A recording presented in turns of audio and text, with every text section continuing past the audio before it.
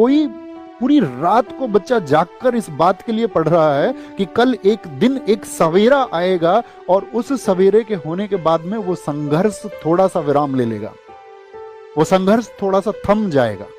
लेकिन जब उसके पास ये खबरें पहुंचती हैं तो उसका विश्वास टूटता है, उसका रातों को जाग कर के जो मेहनत करना था वो एकदम से खत्म हो जाता है और वह इस सिस्टम के सामने हार मान लेता है।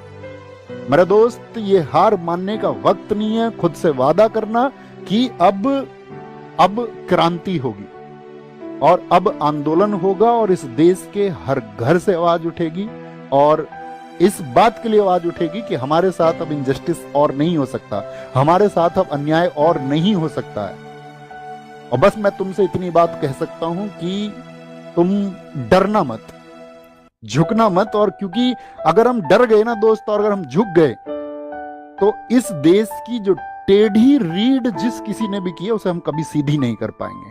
और ये छात्र वर्ग, ये जवान वर्ग जो इस देश की नेताओं के द्वारा जो या सिस्टम के द्वारा या खराब अधिकारियों के द्वारा, भ्रष्ट अधिकारियों के द्वारा जो टेढ़ी रीढ़ की जा रही है उसको हम सीधा करेंगे और मिलकर करेंगे। मैं व्यक्तिगत तौर पे कहूं कि मेरा जीवन तुम सबकी वजह से है।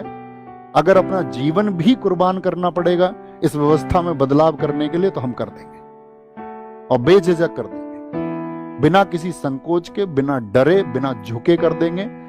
तो ये एक मूवमेंट होगा। हम आपको बता चुके हैं 31 को टीचर्स की मीटिंग होगी आपस में। सब टीचर्स आपस में डिसाइड करेंगे कि कैसे एक परफेक्ट वे पर चलना है ताकि आपकी चीजों में जो आवश्यक सुधार होने चाहिए वो कैसे किए जाएंगे।